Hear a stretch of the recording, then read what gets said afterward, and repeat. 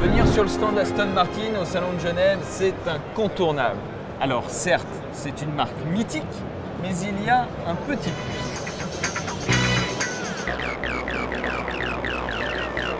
On ne peut pas faire autrement. Dès qu'on se met au volant d'une Aston Martin, on se prend pour James Bond.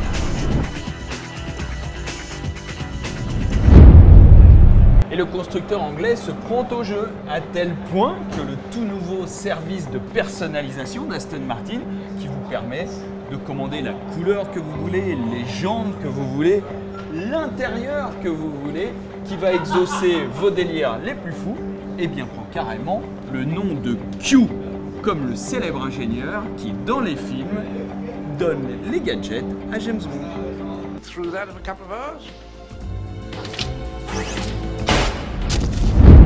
Mais la grosse nouveauté sur le stand Aston Martin, c'est la Vanquish S qui perd son toit et devient la Vanquish S volante. Et quoi de mieux en effet qu'un cabriolet pour profiter de la sonorité digne d'un opéra du V12 de la Vanquish S. Surtout qu'avec ses 603 chevaux, seulement 3 secondes 5 pour accélérer de 0 à 100 km/h, une vitesse de pointe fixée à 323 km/h, elle va décoiffer dans tous les sens du terme. Mais la nouveauté la plus dingue, la plus incroyable du stand Aston, écoutez bien cet air, ça vous donne un petit indice, c'est la Valkyrie.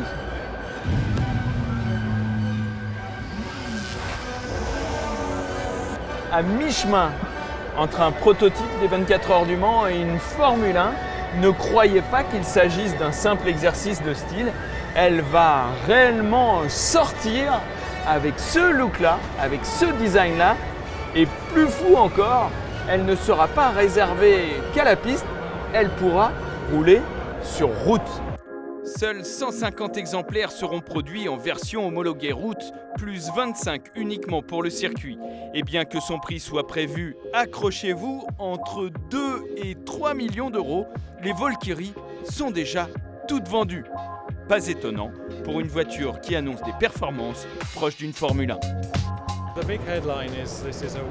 Le point fort, c'est un rapport poids-puissance de 1 pour 1.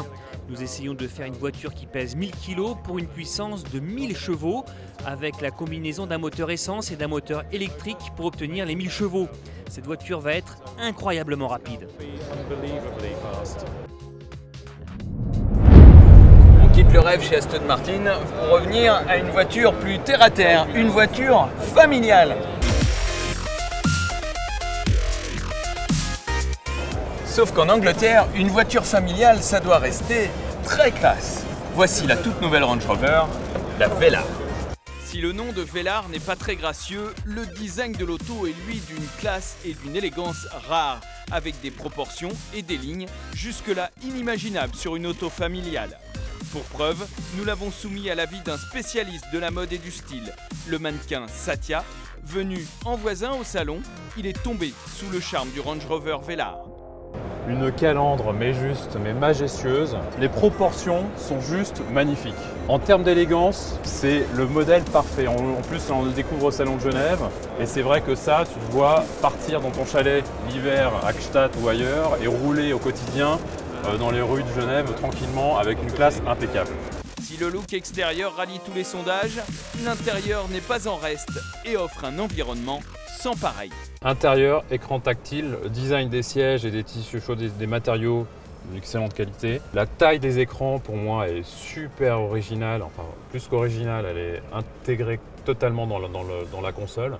Et alors ce qui est intéressant au niveau des écrans, c'est qu'on en a deux. On en a un qui est mobile, qui va s'ouvrir et s'orienter vers vous quand on allume la voiture, et un autre qui est fixe sur la console, qui intègre la console centrale entre les passagers et conducteurs avant. Disponible avec 3 moteurs essence de 250 à 380 chevaux et un diesel de 300 chevaux, le prix du Range Rover Velar débutera à 52 000 €, mais prévoir une grosse rallonge pour les options.